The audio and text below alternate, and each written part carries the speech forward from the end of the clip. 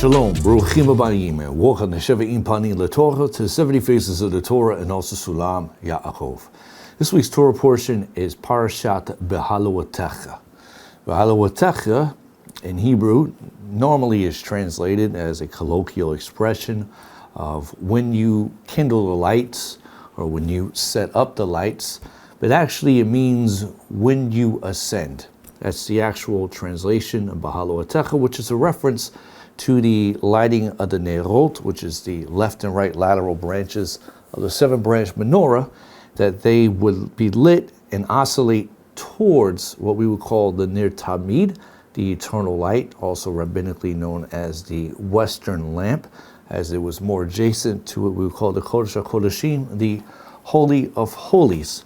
And so I've subtitled this teaching, The Secret of Redemption. Now, right before we begin and delve into this teaching for Parashat Beha'alotkha, I just want to remind everybody, in reference to my last teaching, we made an announcement that we're going to be starting up some classes again here for Sulam Yaakov, Sheve'im Panim LaTorah, and these classes are going to be based upon the Ramchal Rabbi Moshe Chaim Luzato's Derech HaShem. I've taught upon classes in the past on this great book, and it's very, very well received. And I will be teaching on it again. If you're interested in signing up and participating, you can find the link in the description of this video. It'll take you to our website, and you can find more information there, and you can email us if you have any questions. So let us delve now into the topic of the Torah portion. So Parashat Beha'alotkha returns to the narrative of Israel's redemption from Mitzrayim. The redemption process from Mitzrayim was about transforming the people into their spiritual calling. However, the narrative of redemption was interrupted back in Parashat Kitasa with the transgression of the Chet HaEgel, or the sin of the golden calf. Now, when Beha'alotkha returns to the redemptive narrative, or the redemption narrative, it focuses specifically on the mitzvah of Pesach. It's very interesting. We see here about Midbar Numbers chapter 9, verse 1 through 3. It says, Vaydaber Adonai Moshe v'midbar Sinai b'shana hasheni letzeitam me'eretz Mitzrayim b'chodesh harishon emor. Hashem spoke to Moshe in the wilderness of Sinai in the second year from there, meaning the Jewish people's exodus from the land of Mitzrayim, in the first of the month, which would be Nisan, saying, that the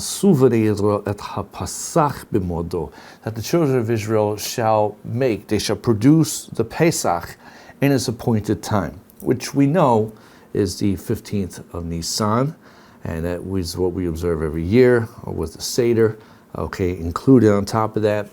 And so it mentions on the 14th of this month in the afternoon, you shall make it in its appointed time, and this is talking about the Korban. Now, we don't officiate anything with Korbanot anymore.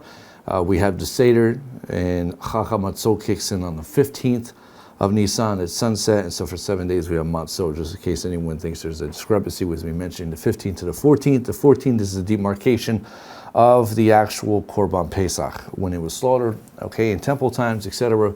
We don't do that no more, but we do make the preparation of the Korban as well. And it says, you shall make the appointed time according to the decrees, and his laws also ta'asuoto, you shall make. Now it's interesting when you look at this, because why is the Torah mentioning Pesach here? What's the point in going back?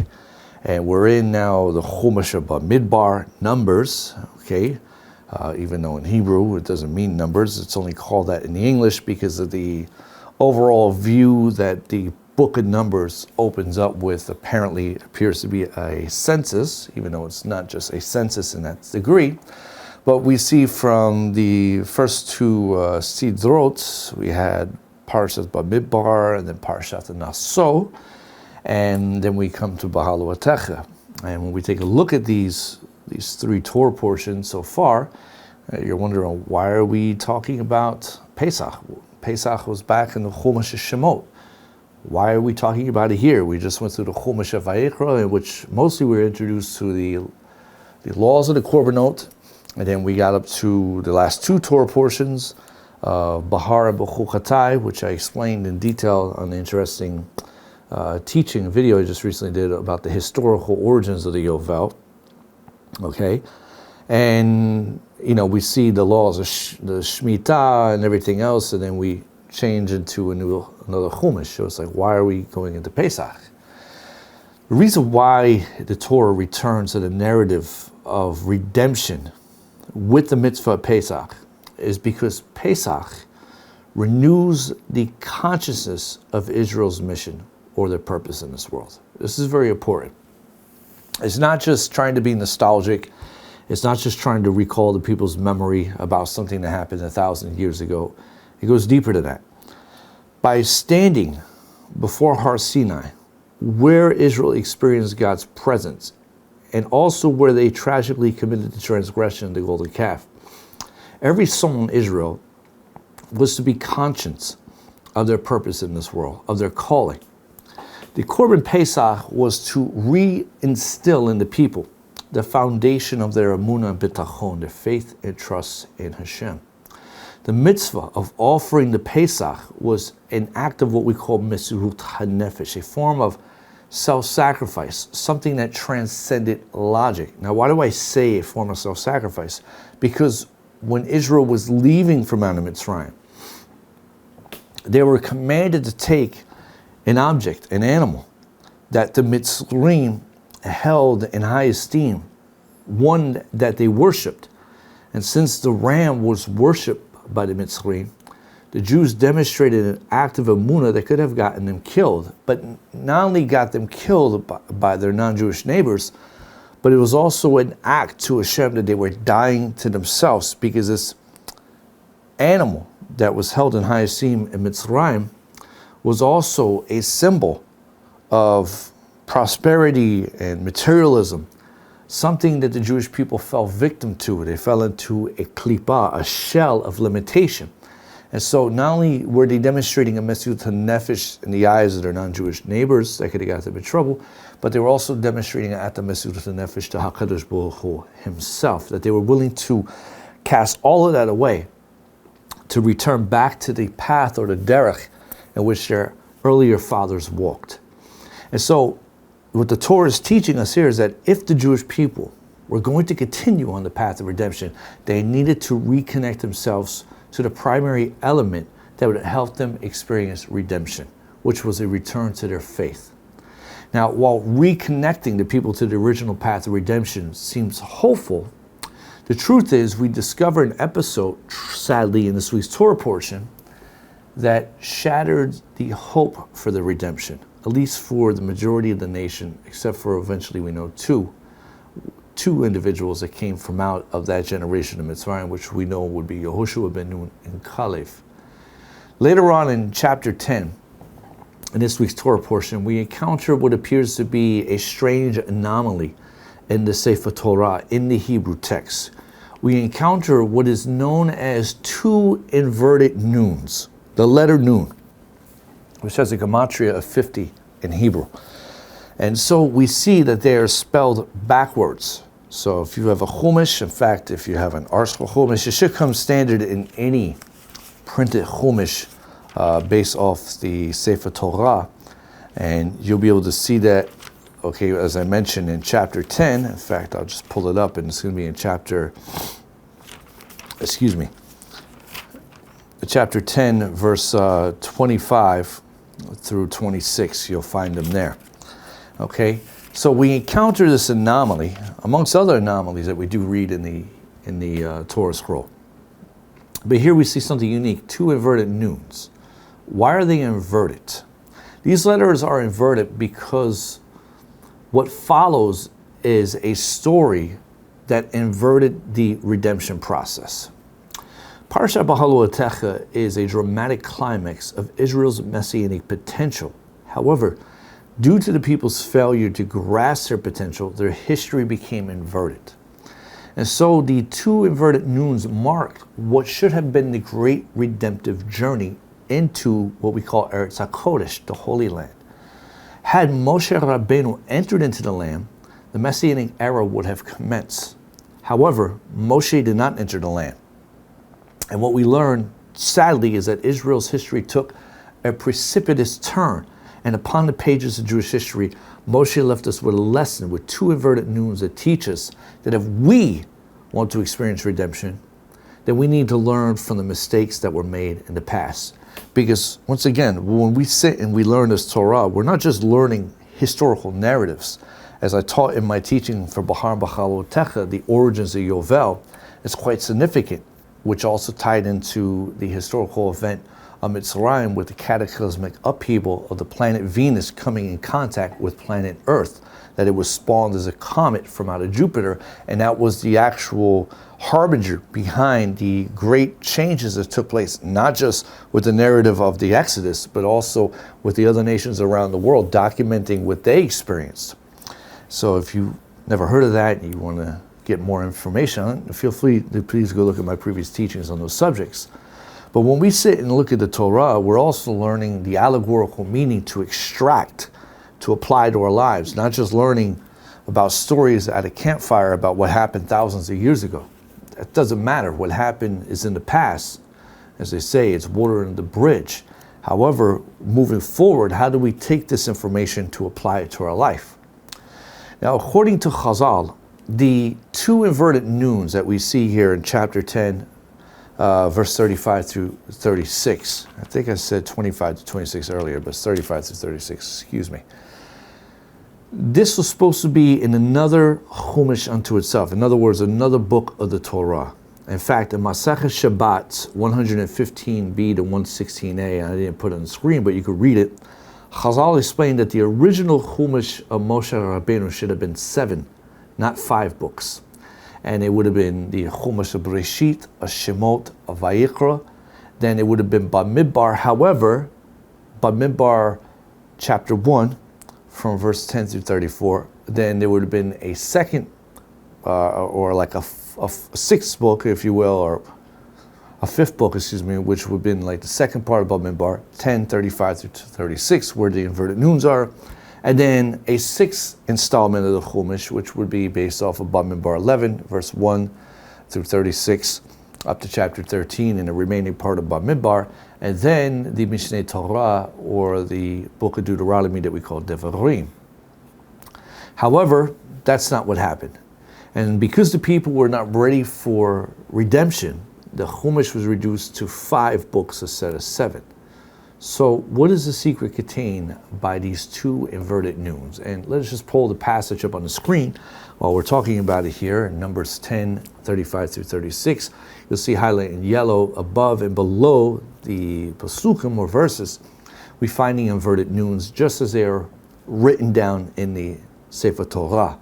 And this passage should be very, very familiar with anybody and everybody who attends Beit Knesset, to the synagogue. Especially when the Torah is brought out. We hear the famous words, Vayhi ben Soha ha'aron, Vayomer Moshe kuma Adonai, Ve'afusu oyevecha, Ve'anusu misanecha mipanecha. When the ark would move, would journey, Moshe would say, Arise, Hashem, and let your enemies be scattered. Let those who hate you flee from before you.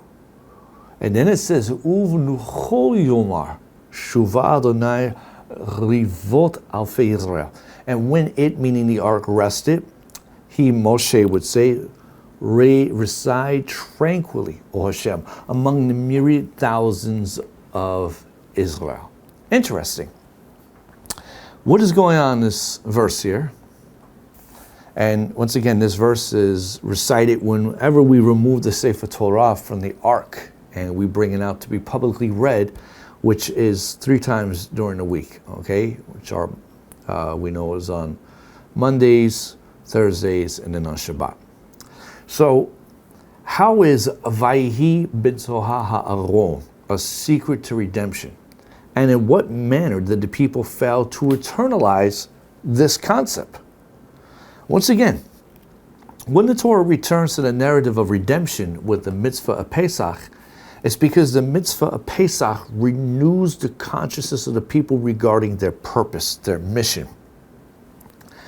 But because the people failed to identify themselves with the divine will of Hashem, there was a dichotomy between them and Moshe. The expression Vayihi ben Sohaharon refers to the journeys of the Torah, which according to Moshe was God's expeditions in the earth. And so, when the Torah finds no home, there's no home for the Shekhinah, for the divine presence. Ve'asu lemikdash v'shachante betocham, Hashem originally commanded Israel. Produce for me a dwelling place that I may dwell betocham in them. Not betochai in it, an inanimate building, but betocham in them, the people.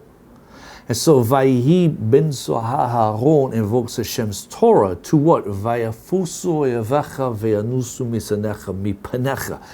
To scatter Hashem's enemies, to push away his haters. In fact, this is very much reminiscent of what we find in the Shemoni Esrei, of what we call the Birchat Hamanim, the blessing that we say against heretics. That prayer is based off of this passage, contrary to how many people understand the origins of that prayer. And there's, of course, the difference whether you study Nusach Ashkenaz, Sephardic, etc. We see here, V'laminim ba'ati hetikva. May there be no hope for heretics. Why? They will all be gone within a moment. May all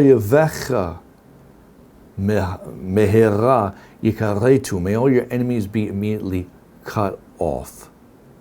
And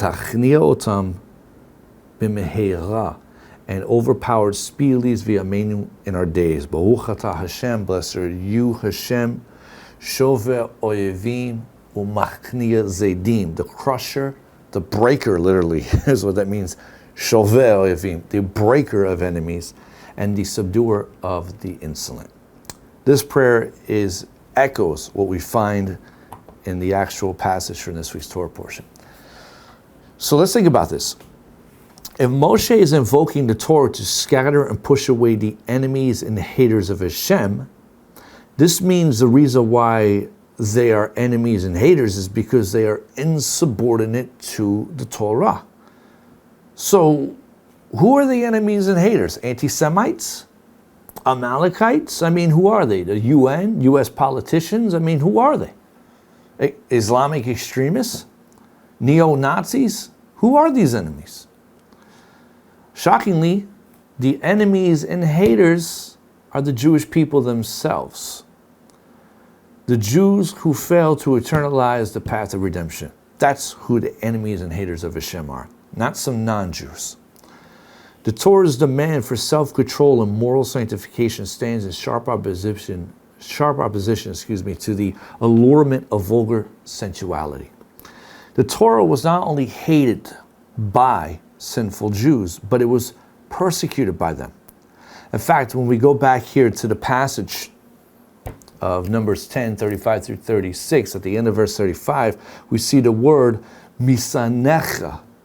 Misanecha is used in what we call the PL, or the intensive form, which indicates hateful propaganda that arouses hatred of an object or even a person. Okay? That's very interesting. The only path to redemption was the Torah. And when the Torah became an object of scorn, it became the object of the Jewish people's hatred. Why? Because it dictated how they should govern their lives, how to direct them to conduct themselves in this world. The hope of redemption was shattered in the wilderness. Nevertheless, Moshe's invocation, Vayihi ben Sohaharon, was a prophetic word that the Torah would prevail. And this is ultimately the reason why. And next time you are in the synagogue and the Torah is being taken from out of the ark, and you hear the words from Numbers 10:35 being invoked by Vayihi ben Sohaharon, you are supposed to visualize. There's a declaration. In fact, it's like an affirmation. Vayihi ben Sohaharon is an affirmation that the Torah is going to prevail in your life. It's not just something you sing along with. Vayihi ben Sohaharon, vayomer Moshe kuma. It's not just singing along. You have to emotionally feel it as an affirmation that this Torah is going to prevail in your life. It's going to give you success. It's going to guide you in your wilderness to your promised land.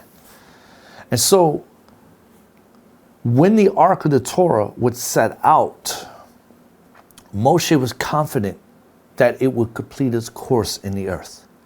And as the Torah goes forth in the lives of man, its function is to ve'afusu oyevecha ve'anusu misanecha mipanecha, is to scatter and push away the enemy and the haters that dwell within each and every one of us, which is our Yetzer Hara, which is an enemy and hater of the Torah, because it refuses to be insubordinate to the divine will of HaKadosh Baruch Hu. Now, when we take a look at the remaining part of this verse, which is always intriguing to me, because we only recite the first part, verse 35, when we take the Torah out. But what about the rest of the pasuk, the last part of the verse? The last part of the verse is, Unucho yomar shuva Adonai rivot afei Yisrael. Moshe then would say, reside tranquilly, Hashem, among the myriad thousands of Israel. What's that mean? What's going on here? What does that mean? Now, it's very interesting. It caught my attention, and I have highlighted here in yellow, that when Moshe wrote that when the ark would rest, he did not write nucho, but nucho. Now, I realize that sounds the same, but there is a slight difference in the Hebrew with the suffix. Okay? Moshe did not write nucho with the nun chet vav, which is a silent ending. All right? But rather he wrote nun chet hey, nucho. Go back to the verse here. Uv nucho. Okay, so what's the difference? Well, the word nucho with the vav at the end is masculine, while nucho with the hey is feminine. So what's this mean? That Moshe was into, some neuter gender stuff here, right? No, not really. Moshe had envisioned that a day would come when the Torah would not stand in opposition. Nucho, to man's ego, to the masculine struggle that exists within humans. Has nothing to do about physical genders here. It has to do with energy. Rather, with all its power, the Torah would be morasha. It would be betrothed like a woman, nucho. Rather, man will be submissive to the divine decrees of the Torah. Would not be rebellious and egotistical with masculine energy, but would be submissive, feminine energy. Would be willing to receive from HaKadosh Baruch Hu. And so what we see here is that afterwards Moshe said, in response to that day when it comes, Shuva Adonai rivot afei Yisrael. O Hashem, among the myriads of thousands of Israel.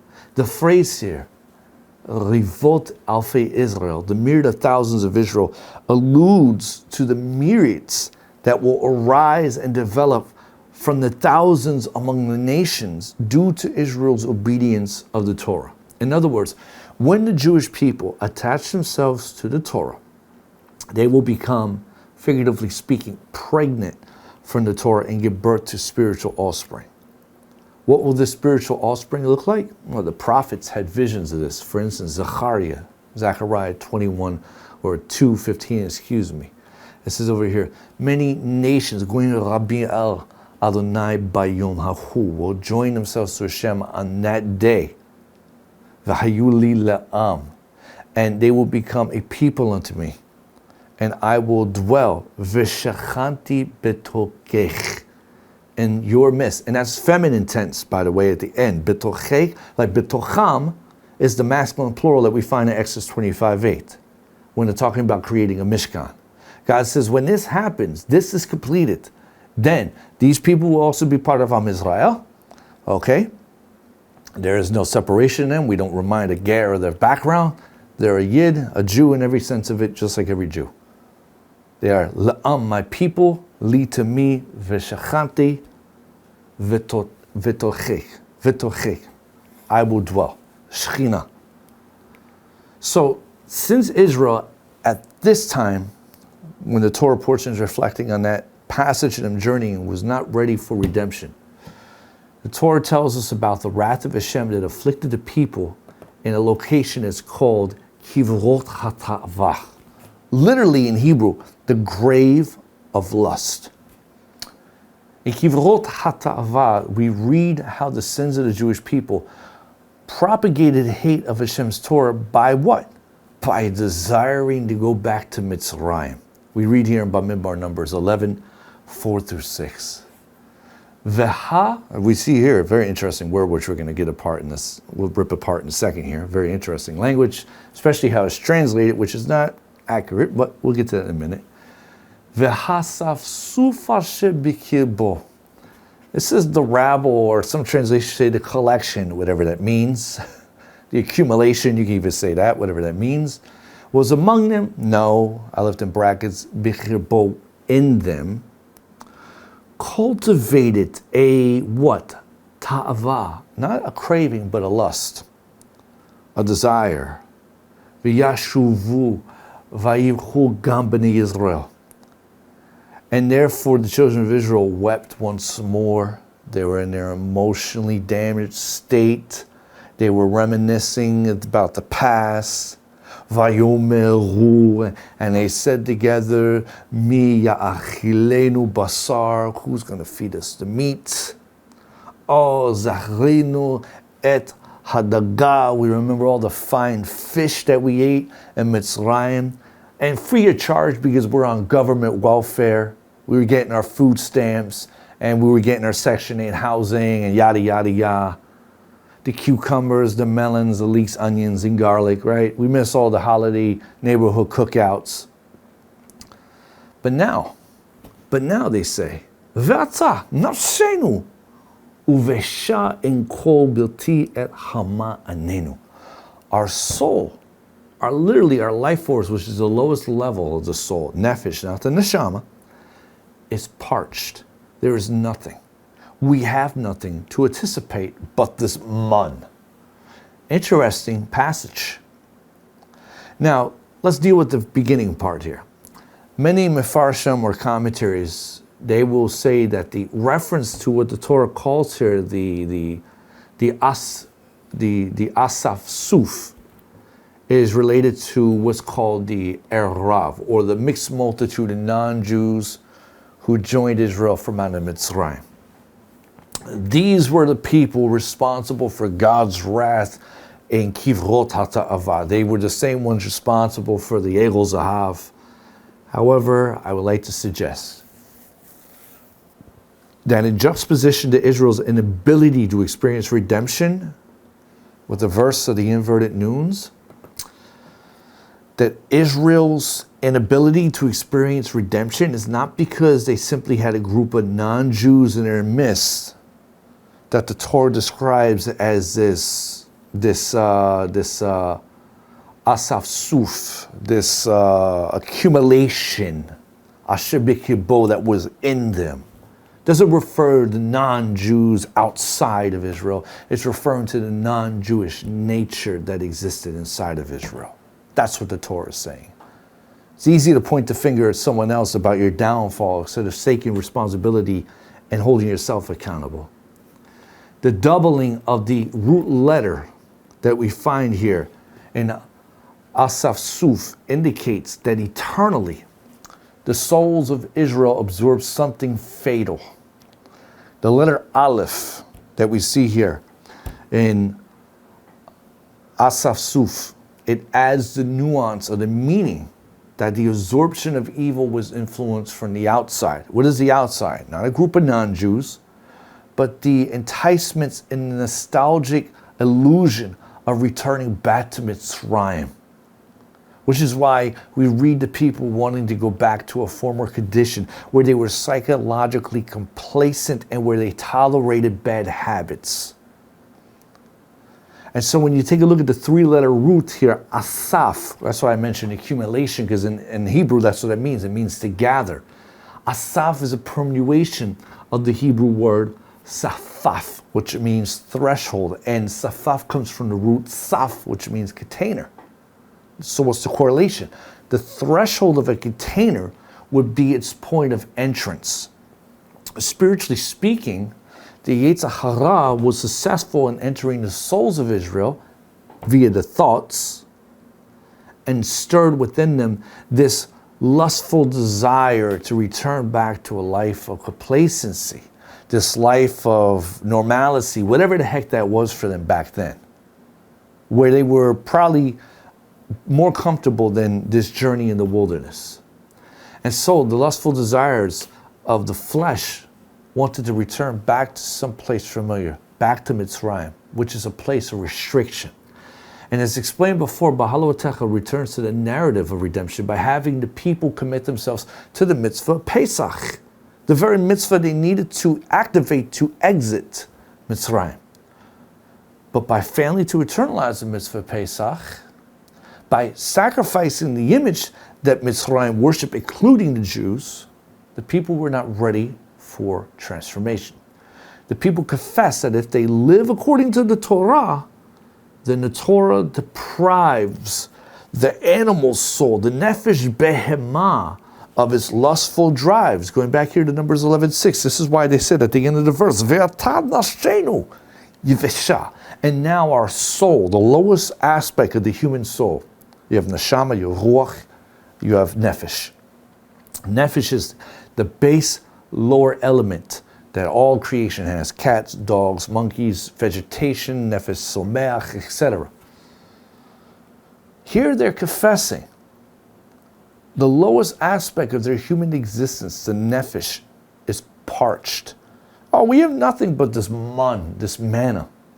Now it's interesting that the word that we see here, yavesh, from yivesha, it literally means to wither away. V'atad nashenu yivesha, literally our soul is withering away. It's decaying out here. It's decaying. Huh? It's mind-blowing. The nefesh hatinua, what we call nefesh behamit, the animal's soul, they say, is withering out here. It's decaying. And what? In correlation to the man. The man is the opposite, the antithesis of fleshly desire. It's more of a heavenly based food. And so the people responded negatively to the man. That's why they said, "Oh, we ain't got nothing but this manna out here." And so the Torah then goes on in verse 8 and tells us that for the people to collect man, they had to go and schlep around. They had to gather around to find it. We read here, Numbers 11:8, Shatu ha'am velaketu. The people roamed about and gathered it. Translation's interesting. Roamed, I would say, strolled, maybe another translation. Still not going to get a proper equivalent. Commenting on this, Rabbi Shimshon Hirsch, he said, the man did not come to them without effort on their part, rather as a result of activity. And the term shoot indicated that this activity was not monotonous. They roamed in various directions, north, south, east, west, etc., in order to obtain the man, and this provided mental stimulation. What does that mean? In Masachet Yomah 75a, Chazal explained that if you were righteous, meaning you had emunah betachon, faith and trust in Hashem, that the manna, would appear right in front of your tent in the morning. You will wake up in the morning, thank God for rising, etc. Okay, instead of stepping out for a fresh cup of coffee, there was a fresh thing of man right there. You didn't have to go schlep outside to find it. It was right there, delivered to your tent, to your house. However, Chazal say that if you lacked emunah and betachon, worried about what tomorrow's going to bring, what are we going to eat, yada, yada, yada, then you would have to go outside and walk a few miles, a couple kilometers here and there, until you can gather any manna. Any manna. And that was so when Rav Hirsch says, to provide mental stimulation was to make the people think, you idiots. How is it that Yaakov or whoever, they got man growing delivered right to their doorstep? How is it? Every morning they have men deliver right to your doorstep, but you have to go out, maybe a half a mile to a mile, 2 miles, to find manna. Why? The mental stimulation is to contemplate that you have a lack of faith, and also is to open up to have a conversation with HaKadosh Baruch Hu. To make you think, you stunad. Interesting, in Italian, stut, it comes from the same root of stupidity. So when Rav Hirsch focuses on the word, shut, and he says, Shatu ha'am v'lakitu, the people stroll, they roam to gather. He's teaching about the principle of Amunah, which is interesting because the word shatu, strolled, can be also read as shetuta, stupidity.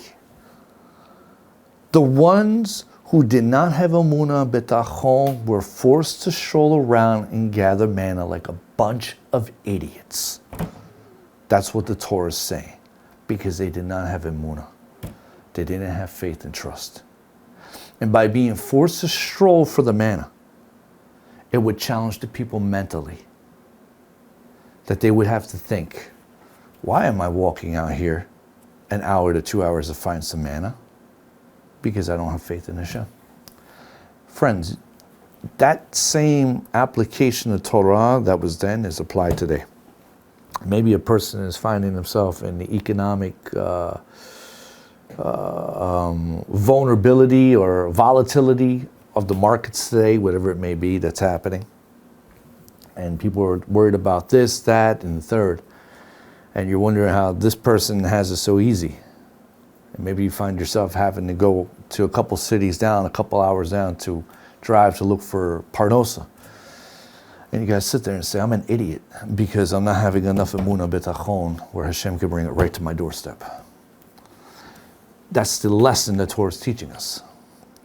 The consequences resulted from this whole episode and what became known as kivrot hatava, the grave of desire. The grave of desire, due to the strong desire to return to a life of formality, something that the people were used to. Let us go back to Mitzrayim, where we were complacent, we tolerated bad habits. Let us go back. Why? Because the people were dying in the wilderness because they were not learning to transform. They weren't trusting enough in Hashem. They didn't have enough faith. And so they wanted to go back. So the Torah calls this place Kivrot HaTa'ava, the grave of desire, lustful desire. It's not just the grave. I want to point this out, that Kivrot HaTa'ava is not just the grave that man digs for himself, but is the grave which the desire digs for man. And that's why people can never have rest when they're chasing something in this world that they could never grasp. And that's a challenge that the Torah presents us on this journey of our own promised land that we're trying to get to, that we struggle with from time to time. Some people months, some people years. And so when we enter into a place where we're trying to go back to something because we're familiar, it's complacent, go back to bad habits, negative thinking, we're digging a grave. There's a grave. It's called Kivrot HaTa'ava. Now, with the expression Vayhi ben Haharon is the secret of redemption, how are we to avoid the pitfalls that the Jewish people fell victim to? When Israel began their journeys to Eretz HaKodesh, the Torah focuses on the concept of traveling with the Mishkan. See here in Numbers 9, 17 to 18. It says, Ufi he'alot he'enan me'ah ahohel ve'achrechin yis'u b'nei Yisrael. And wherever the cloud, which is a representation of Shekhinah, was lifted above the tent, the children of Israel would follow. Also, uvmekom, makom is another term for God, asher yishkan sham, he'enan sham, yachanu b'nei Yisrael. And in the very location, the place where the cloud would rest, there the children of Israel would also encamp. Al pi Adonai yisu b'nei Yisrael, ve'al pi Adonai yachanu. According to the word of Hashem, would the children of Israel encamp, and according to the word, or they would journey, and according, to the word of Hashem, they would also encamp.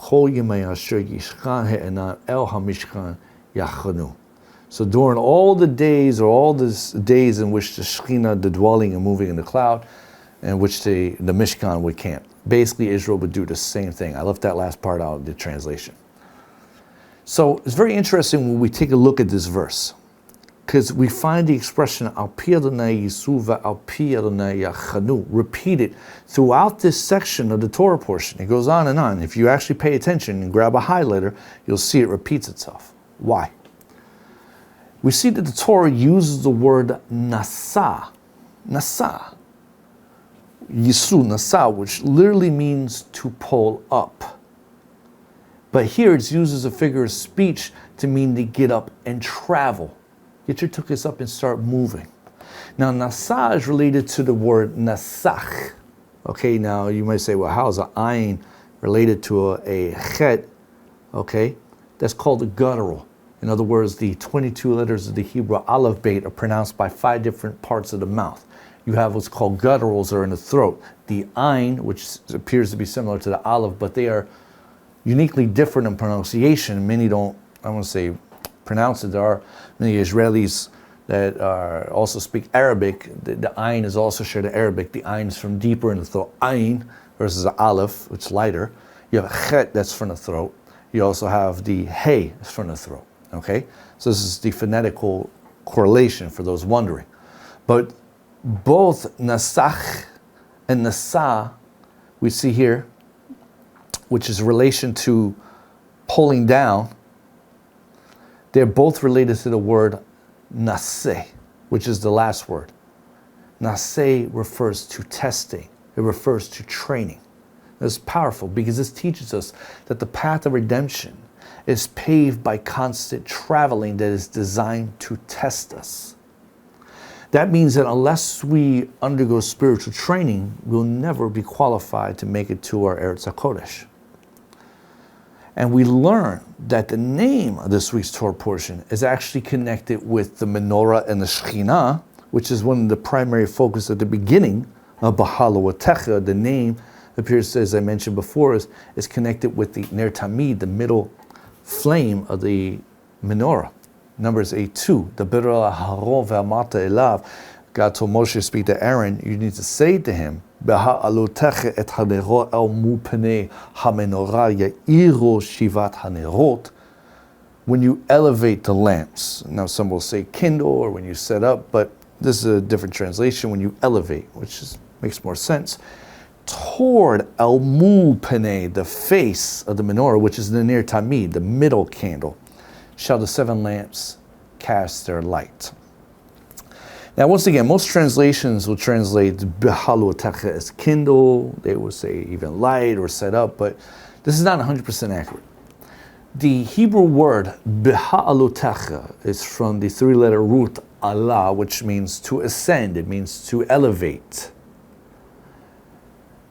So, in truth, the focus of the word Beha'alotkha is not really the primary focus. The name is not so much from the beginning of the parasha with the menorah, but really is connected to the middle of the Torah portion, which is related to the ascension of the Shekhinah over the Mishkan that led Israel throughout the wilderness. For example, we go back here to Numbers 9:17, and we see Ufi He'alot, the verse I just quoted earlier. He'enan me'am ohel, ha'ohel, Yisu b'nei Israel. And whenever the cloud, the Shekhinah will ascend, lifted above, elevated above the tent, the children of Israel would follow. And so the Torah is teaching us that the catalyst to our spiritual ascent in life is the Torah. Parashat Beha'alotkha begins by mentioning menorah, and I explained in great detail in the past in my teaching of Parashat Truma, Parashat Tetzaveh. I explained the inner meaning of the menorah in great detail, how it is a microcosm of the human being. According to Chazal, the menorah, we do know, was set up in the Yehezqel, the sanctuary of the Mishkan, later the temple, and a unique place. In fact, and this is brought down in Masechet Melachot 98b, and they mention that the menorah was positioned south of the Shulchan Lechem Panim, of the table of the bread of faces.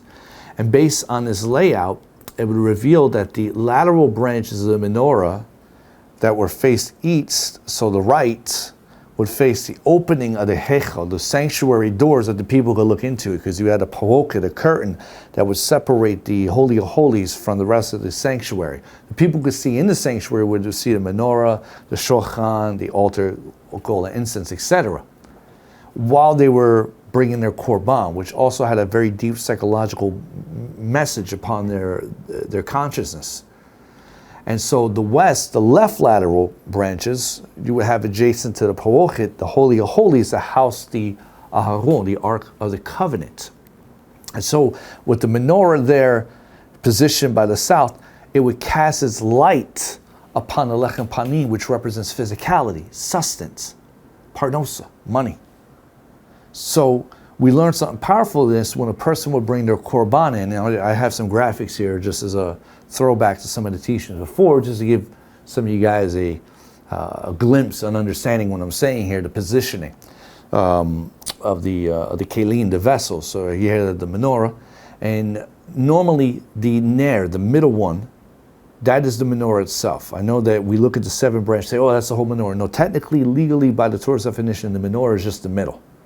The rest of the branches are basically to oscillate. So when the Kohen would come in the evening to rekindle the lamps, he would take the fire from the middle and then light the 6 lateral branches, the 3 left, the 3 right. In the case, chas v'chalila, if the middle was ever out, that was a problem. It was a bad siman or a sign. They would have to get the fire from the middle prior of the altar outside, which is supernaturally lit, to bring it back inside. But also the middle represents the Sadiq, which is another topic for another day, which represents being the living Torah, which is the goal of everybody in Israel they should be. So nonetheless, you had the steps that the Kohen would light, which is that little gray stone in front. Then you see here from one side, you don't see it as much here, but you see in the background is the Lechem Panim, the Shulchan Lechem Panim, 12 breads that was always baked every afternoon on Shabbat. From one Shabbat to the next, it remained completely fresh, never became stale. So you didn't have like an indication like when you go to the Machne Yehuda in Jerusalem and some guys yelling, Tari, Tari, fresh bagels, and they got flies on them. Never had that issue here, never. Okay, so you had that. Here's another full foreground picture where you see the light of the menorah casting upon the bread. To the right of it would be the altar, golden incense, etc. And so what we have here, or to the left of it in this case, because the purple parochid is the curtain to the Holy of Holies. And so what we have in this picture is a representation, a symbolism. And this is what we should be concerned with. According to Chazal, the west symbolized the direction of Torah. The north symbolized materialism. The south symbolized spirituality, wisdom. And the east, it really symbolized an invitation to the nation to sanctify itself through the dedication of God's Torah, to find themselves. And so much beyond the time, the elucidation of this teaching, but I explained in great detail the previous teachings, is that when you would bring your korban, which is also a microcosm of the individual, the human personality, and this is why the Torah selects specific animals for specific korbanot, because it corresponds to the defectiveness in our personality. That whether it was an olah, a chatat, and a sham, how the Kohen would partake in the whole shechita process, the receiving the blood, bringing it to the altar, put it on different parts of the altar depending on the korban. This would convey a message to the individual bringing it. The Kohen going up the ramp, taking the choice fats and organs onto the fire. The individual bringing the actual korban would sit there and see inside the sanctuary, the menorah, the lechem panim, would be able to understand all this in his psyche, what this symbolizes in the actions of the Kohen. That he may have misappropriated finances because of his gross misunderstanding of Torah. And therefore, because of that, now he brings a korban, an olah, which is completely burnt up. Everyone loses out. The Kohen doesn't partake of it. The individual bringing it up doesn't partake of it. Or if there's a korban chatat, the inadvertent sin, he misappropriates. It's a very deep message that the Torah would convey to the psyche of the individual participant. All in the background, they would hear the Leviim singing songs. Quite an emotional experience. And so, what we would see is that the korbanot were symbolic of the people learning to die to their animalistic desires. And so what we learn from this entire format, from a bird's eye view, is that the spirit granted by God and fostered in his sanctuary is the same spirit that seeks God's nearness in his Torah and the covenant he established with Israel for the sake of his Torah. Because when the individual will see the pa'ochet and the west side of the lateral branches were associated with vision, which is associated with Derech HaShem, reverence of God, which also deals with sight. How do you perceive God? Is through sight of his Torah, not some visual representation of the Creator who's not corporal. So the more one perceives the Creator through his words and internalizes and has that awe, that yirah, that reverence for Hashem, they conduct themselves in more kosher business in the physical world, in matters of business and making money and whatever they're involved in. So they don't misappropriate funds or their energy, their talents, and have to return back with another korban. Because this korban's karav, they used it to draw near, and now they have a greater awareness.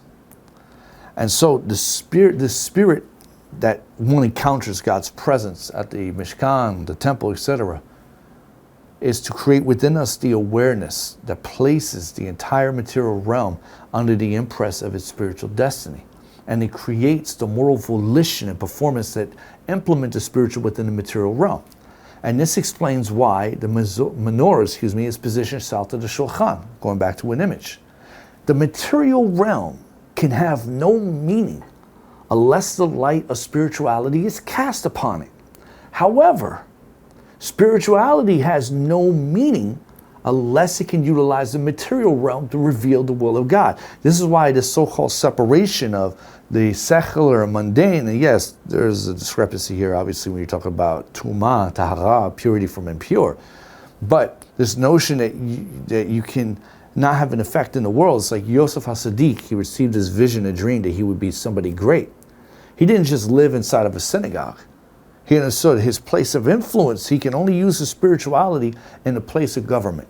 So when Hashem allowed him to go through all he went through to become the great leader in Mitzrayim under Paro, he was able to use the wisdom of Torah that he received from his father Yaakov and implement it. And that's what the Torah is teaching us here. You want to be the next Steve Jobs or whoever? Well, your newest iPhone invention or cell phone means nothing unless the light of spirituality is cast upon it. It doesn't mean that you have to make something as a completely religious newtnik, God forbid, because nobody wants that either. Okay? Basically, spirituality means nothing unless it can be evolved in the material realm. You have to find a balance between the two. You also have to keep in mind that the menorah, once again, has two set of lateral branches, one to the right, one to the left. The right, each side represents the people and the people's volition. The left side, the west side, represents the perception of Torah, perceiving God. And depending on how one perceives God's Torah will determine the volition when it comes to the material realm, how they conduct themselves as a human being. The Torah seeks its realization in Israel, and Israel seeks the molding of its character in the Torah. Parashat Beha'alotkha describes that the menorah was to be hammered out of one piece of gold. Something was already mentioned back in Parashat Trumah, but it's mentioned with greater emphasis here to convey a deeper message that it's not just talking about an object that existed thousands of years ago. Numbers 8:4. V'zei ma'aseh hamenorah, miksha zahav ad yiracha apricha, miksha hi kamar'eh. Very interesting term. We'll get to that in a minute. That word, kamar'eh asher hira Adonai et Moshe. This is the production of the menorah, hammered out gold from its base to its flower, to its budding. It is hammered out according to the vision that Hashem showed Moshe. The menorah is described as a tree of gold. From the root of the tree, ad yiracha, which means its base. We colloquially translate that term, yiracha, as thigh sometimes. That's another topic to get into. But it's ad yiracha, from its base, its root, ad pricha, unto its flowering or its budding. It's literally, pricha means like the fruit, but it's the maturation of the budding. And so the Torah describes The menorah is really a microcosm of man. And if man is rooted properly in the Torah, he will blossom pricha with what? With light. And so what we learn from this is that in individuals as well as nations, development to the higher spiritual blossoming requires time, like the maturing of a tree, and also the internalizing of Torah. Now for the individual, this can take years. For a nation, it could take a century or more. And like a tree, the menorah is formed of one mass, which already includes the material for everything. Like the fruit of a tree is already included in the root. And this is interesting because going back to the passage when the Torah says, Kamar Asher, Ha'ah Adonai as Moshe. In the end translation it says according or like the vision, because there's a prefix kaf here. This means that the image of the menorah that Hashem showed Moshe is a microcosm of Israel. How do I know that? Look at the first word highlighted in yellow, Kamar'eh. Now let's go back to Exodus 25:9 when the menorah and the Mishkan was mentioned. And in verse 28 of Exodus 25 is the passage, which is not they should create for me a dwelling place, I may dwell in it, but they should produce for me a dwelling place, I may dwell betocham, in them, the people. Then verse 9 follows that, and it says, Kechol, God said to Moshe, hey Moshe, Kechol asher ani, ma'eh otacha et tavnit hamishkan ve'et tavnit kol kela v'chein ta'asu. Like everything that I showed you, mar'eh, that's the word I'm focusing on here. Kamar'eh, like. Ani mar'eh otacha, but there's an anomaly in the grammar which we'll get to. Like I showed you, the form, not form, tavnit literally would mean blueprint in Hebrew, of the blueprint of the Mishkan ve'et tavnit and the blueprint of the kelah, of the vessels, like the menorah, etc. V'chein ta'asu, so shall you produce. And so most people, when they read this, say, oh yeah, Moshe made a physical this, he made a physical that. This is before the golden calf episode, which meant that this was nothing to be physical. It was only after the golden calf where we introduced to the recreation or the re-emphasizing of creating a Mishkan with Kelim, and then the Korbanot following in the Chumash of Vayikra. Now, when you take a look at this verse, we're going to look at an anomaly. Anyone with a basic understanding of Hebrew grammar will know that if you're having a conversation with somebody and you desire to show them something, similar to Hashem wanting to show Moshe the blueprint of the Mishkan, how would you explain that to them in Hebrew? You would take something in your hand, okay, an object, like something here, like a sefer, a book, right? I got this here. I'm going to show you how to make the book. What I would say, Ani mar'eh lecha. Let me mar'eh lecha, show you lecha, since you're masculine, lecha et tavnit hasefer. All right, let me show you the blueprint of the book, or in this case of Moshe, tavnit Mishkan, the Mishkan. That would be the proper way to say it. Ani mar'eh lecha et tavnit Mishkan. You would not say Ani mar'eh otecha et tavnit Mishkan, as it says in the Torah in Exodus 25:9. What is Ani mar'eh otecha? Let me show otecha. What does that mean? You want to know what it means? When Moshe says Ani mar'eh otecha, he's literally telling Moshe, let me show you. You are the tavnit Mishkan. You are the blueprint of the Mishkan. In other words, let me show you your real potential in creating me a dwelling place, and how all of this is a microcosm of man. That's all the Mishkan is a microcosm of man, who's then a microcosm of the creation. The reason why Israel was not worthy of redemption was because they did not eternalize the Torah. And like a tree that has yet to produce fruit, Israel was spiritually undeveloped. And if Israel is spiritually undeveloped, was it their fault that they were not ready for redemption? Who's to blame here? If a person plants an orange tree or a lemon tree as a seed, they have to wait for many years to go by until that tree starts producing fruit. So a person can't be mad at the tree because it's not producing fruit if it hasn't matured yet. And so if our ability to produce fruit depends on our cultivation of Torah, what can we do to ensure that our growth process is not tampered with? What can we do to make sure the Torah prevails in our life? I found an interesting teaching in the Gemara, Masechet Tanit. In the Bavli, it says over here, one day, and this is a reference to Rav Yosef of Yuchras, says he hired workers to work for him in the field. The evening came upon them, but he did not bring bread for the workers to eat. And they said to his son, listen, we're hungry.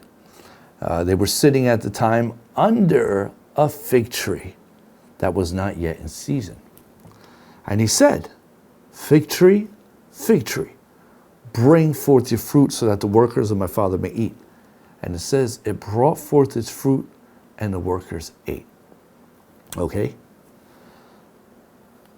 This is not just a rabbinical tale. There's a moral of this teaching. In Jewish thought, the fig tree represents the fruit of Torah. We see here in Masechet Orvim 54a. Rabbi Chaya bar Abba said in the name of Rav Yochanan, what is the meaning of that which is written in Proverbs 27, verse 18, when it says, Notze te'ena yochal priya, the watchman, the notze, that he who guards the fig tree will eat of its fruit. Why are the words of Torah compared to a fig tree? As in the case with this fig tree, that every time a person handles it, he finds ripe figs on it. The same is true of words of Torah. Every time a person studies them, he finds flavor in them. Now, unlike the fruit of other trees, which ripen simultaneously, the fruit of a fig tree ripens at staggered intervals. And so at any point in the season, one could find on a fig tree newly ripened figs ready to be consumed. Now, in relation to Chazal's comment of the fig tree with Proverbs 27:18, that the guarder, the watchman of the Torah, will eat of its fruit, every time we study Torah, we can always find a new, what we call chidush, insight. We just need to know where to look. That's why it's also called Shevi Pani Torah. There's 70 facets, like a diamond. You spin it around, you see something you didn't see before. And so some find chidushim by reading the text closely, the different hermeneutical levels, Pashat, Remesh, Drosh, Sod, etc. Others study Mefarshim commentaries, or others have an actual moreh, a teacher, a rabbi, that they never studied with. And all these different avenues can give them a new perspective.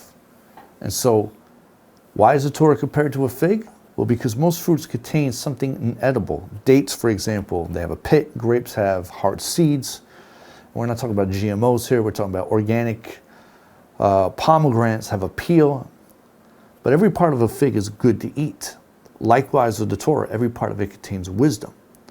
Now, in going back to chapter 10 of our Torah portion, when we encounter the inverted noons that deal with redemption, Hashem told Moshe that he was to produce 2 silver trumpets, and that upon producing them and sounding them, the Shekhinah would get ready to travel.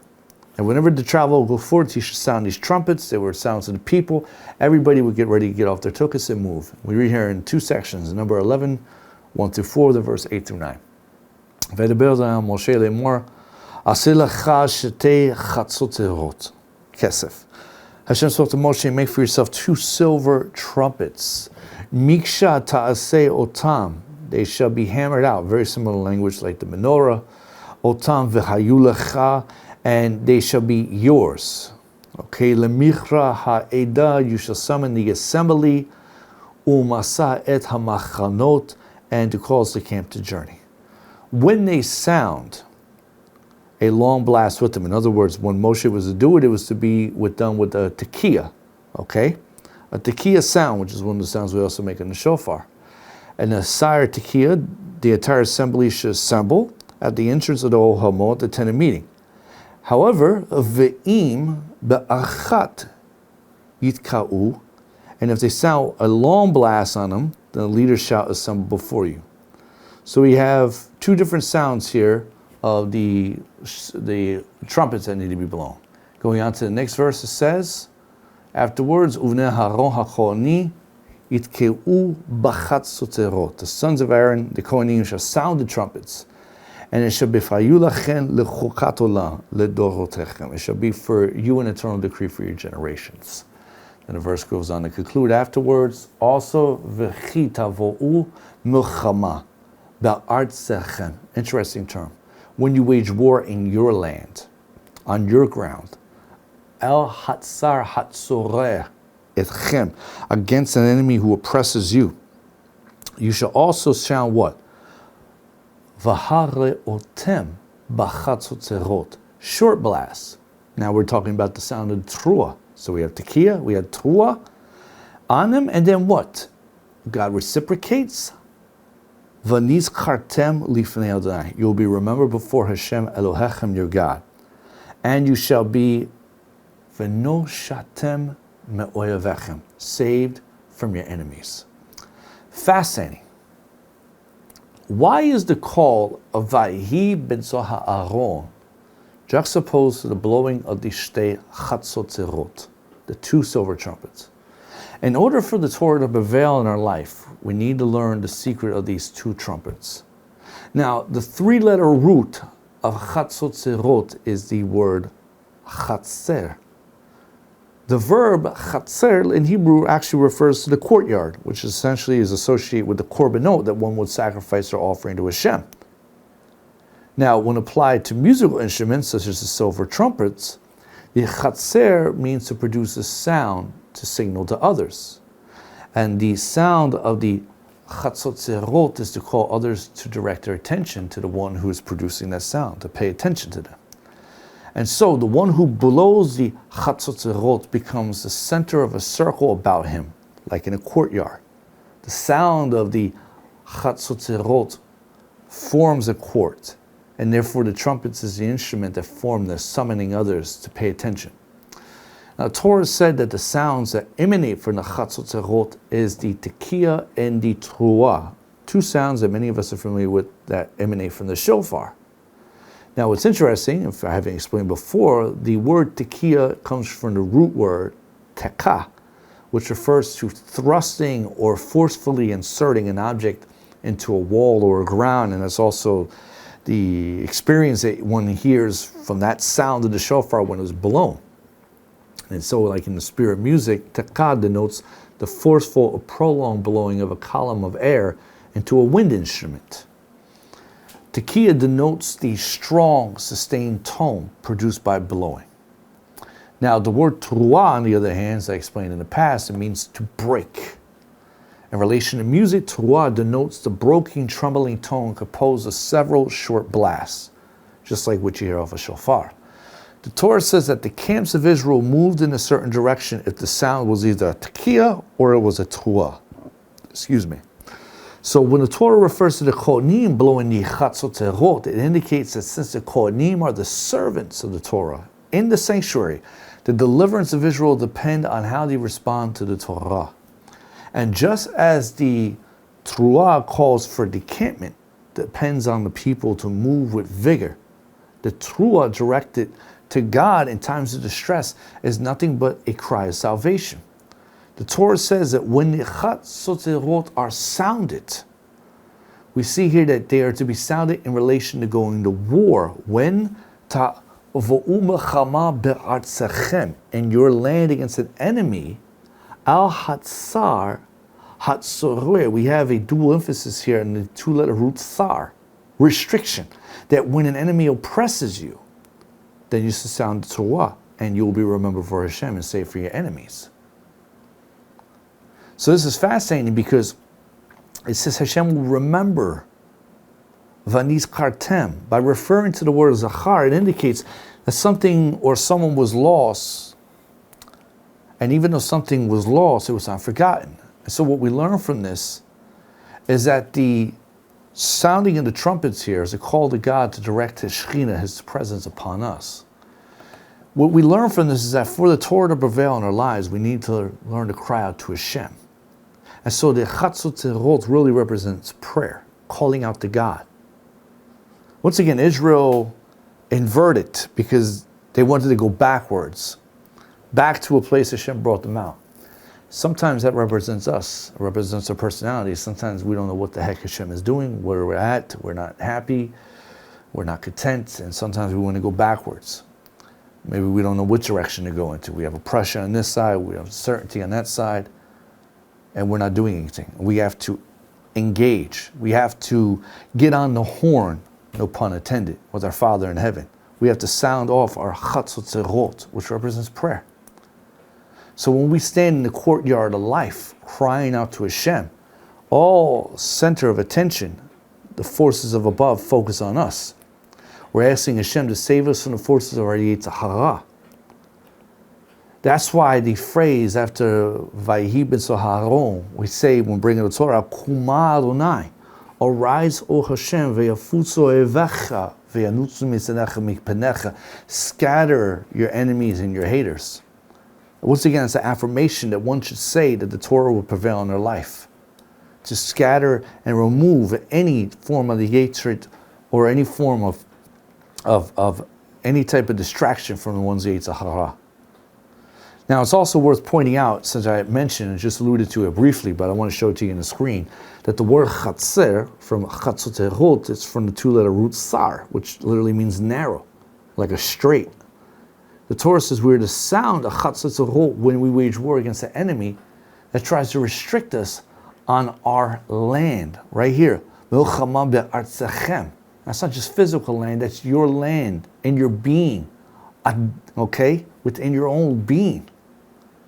But Artzachem is a reference to the inner parts of you that try to, where the Yetzer Hara tells us, Al is the dominant there, so it means above. Al Hatzar Hatzorer Elchem. It tries to take dominion of you by your thoughts, bring you foreign thoughts. And so by constricting us spiritually, Yetzer Hara creates a drive within us, a desire to return to Mitzrayim. And what is Mitzrayim? I explained this before. It's from the root Metzar, which means constriction. Mitzrayim represents a lifestyle of spiritual death, which is also why the root of Mitzrayim, as we see here, Metzar, which is the two-letter root Sar, which is also the two-letter root of what we find here for the Chatzotzerot, the two trumpets. Interesting. So when one is feeling restricted to go back to Mitzrayim, this is when they need to call out to Hashem. And so if the Chatzotzerot represents prayer, and in order to have the Torah prevail in our life, then guess what? We need to be committed to calling out to Hashem. If you've been calling out to Hashem and the Yetzer Hara is still trying to rear its ugly head, what do you do? What do you do if there's constant bombardment and attacks from left and right? What do? You're in the wilderness trying to get to your Eretz HaKodesh.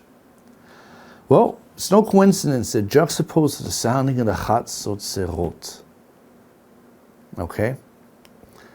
When it comes to war, the Torah says that we are to also sound the Chatzotzerot on our days of joy. And that's very interesting. And we'll get to the end of this teaching here. Numbers 10:10. It says, Uvyom simchatchem, uvmoadechem, uvroshe chodshechem, on the day of your joy. And then it goes on to say, on your festivals, Pesach, Shavuot, etc. On your new moons, Rosh Chodesh, you shall what? You shall sound, B'chatzotzerot el, olotechem, the trumpets over all your elevation offerings. Va'al zivchei shalamechem, over all your festive peace offerings. In order v'chayulachem l'zikaro lifnei Elohechem, to be remembered before your God. Ani Adonai Elohechem, I am Hashem, your God, your power. Now this is interesting. In Maseches Sukkah, Chazal explained that the Chatzotzerot were to be blown daily, at the morning and afternoon Tamid, which begin the Korbanot. So that's through the Yemei HaChol, the days of the week. However, they also said that the trumpet should also be included at all Musafim, meaning any additional offerings that came after the the Korban Tamid that may have been Shabbat, for instance, because you had additional Shabbat offerings, or other Yom Tov offerings, such as Pesach, or whatever the case may be. However, what happens if a festival interacts with, let's say, the holy days that I just mentioned? What happens if Rosh Chodesh falls on Shabbat? Rosh Hashanah falls on Shabbat. Yom Kippur falls on Shabbat. Okay? That means you will have 3 Musafim, right? So you have the Ner Tamid, the Korban Tamid, you have, let's say, Rosh Hashanah, and you have Shabbat, right?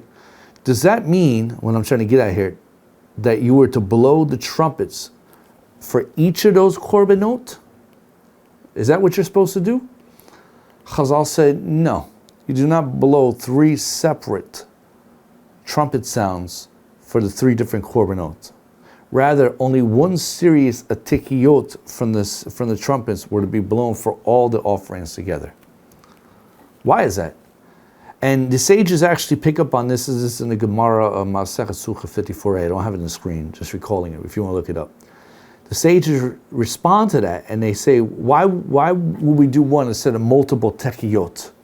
Because the language of the Torah, and I'll bring it back on the screen, is in the plural. It says, Uv mo'adechem. All your appointed times. Uv rosheh chodeshim. Every month there's a holiday. And if that falls on a Shabbat or whatever. Right? Shouldn't it be, that's, if there's additional musafim, why don't we blow additional sounds? Why? Why don't we do that? Why is that? And the sages then would ask questions, is Shabbat not a simcha? Is this holiday not a simcha? Yes, they are. And the answer to Chazal Kaveh is something powerful. They explain that when we just blow one long tekiyot for all of those korbanot at the same time, the Torah is trying to teach us that when it speaks about having simcha, uvyom simchatchem, on the days mentioned in this verse in Numbers 10:10, it's not speaking about a mood of elation that is brought about by a special occasion, like, oh, today is my birthday, or today is this day. And you get happy for the mood, and then after the day goes by, you're about to blah. No. Rather, the simcha that the Torah is referring to is a state of mind. It's a state of mind. And this is powerful because when it comes to experience redemption, okay, Chazal used to say an interesting expression, Ein tzibor met ve'ein tzibor oni, that the nation of Israel does not know neither death nor poverty. What does that mean? It means that constant joy must prevail in God's house and the sanctuary of His Torah. The house of God is not limited to your local synagogue, whatever. It starts with you as the house of God's presence. In the sanctuary of God's Torah, death and mourning, spiritual woes of the Yetzer Hara must be left behind. This is why also in Jewish law, if a person's mourning, they're sitting Shiva, someone's nifter that passed away, and a certain Yom Tov is coming, according to Jewish law, you can't mourn anymore. You have to stop mourning, and you have to rejoice in the Simcha. You have to get happy. It's not that Jewish law is being, inconsiderate of the person losing a loved one or something. No, chas v'chalila, because you only mourn for 11 months as it is, if it's an immediate family member. The idea here is that your focus is supposed to be on the giver of life. And so in the shadow of God's presence, we serve Hashem simcha shel mitzvah, for the joy of the commandment. And so the expression that we find in the Torah, Yom Simchatchem, it means that every day of our lives, as David says in Psalm 100, Ivdu et Adonai b'simcha, we're to serve Hashem in joy. Not with joy, there's a prefix beit, b'simcha, in joy. And so the Torah is telling us that the key to experience redemption is that our days must be days of joy. And when we have the opportunity to appear before Hashem in our daily prayer, like the Korban Tamid, symbolic of the animal offerings, whether that's daily Yemei HaChol or on Shabbat, Rosh Chodesh, Moedim, etc., that on these days we are to give expressions through the Korban, which means to draw near, to Hashem. The Korban allows us to experience self-renewal, dying to self, regenerating, becoming anew. And on these occasions we are to call out to Hashem with our Chatzot from the depths, Mima Amakim, cry out to God. And so let us understand the reason why the Torah returns to the narrative in this week's Torah portion, the narrative of redemption with the mitzvah of Pesach, is because once again, Pesach renews the consciousness of our spiritual mission.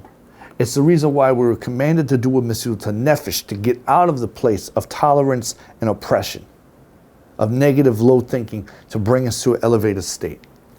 And that happens in life. And the lesson that the Torah is conveying to us is that sadly, historically, the entire nation, except for Yehoshua and Kalev, the rest of the nation perished in the wilderness. But 2 individuals made it out. And so that's teaching us that you may be in your wilderness journey, and you may be very, very tempted to go back to Mitzrayim.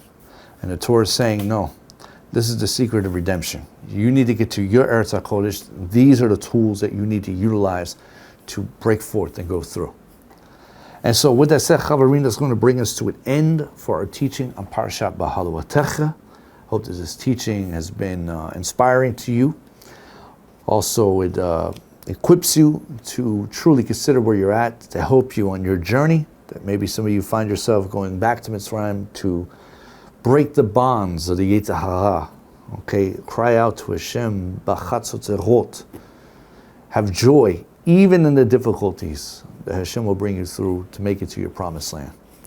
And so also as a reminder, once again, we are running classes coming up here in the towards the end of June. I don't have the exact date on me. Everything's on the website, but if you're interested in signing up and participating in the class I'm going to be doing on the Ramchal's Derech HaShem, feel free to go to the link that's below in the description of the video, and you can get more information there. Send us any emails if you have questions. And also, once again, if our organization is a blessing to you, would like to donate, you can find a link to donate directly below this video. We do greatly appreciate your financial support. And if you have any questions pertaining to this teaching on the Torah for Beha'alotkha, feel free to send me an email. I will answer those in the order that they arrive in. So until next time, Chavarim, may the God of Avraham, Yitzhak, and Yaakov bless you and your family. Shalom and Kol Tov.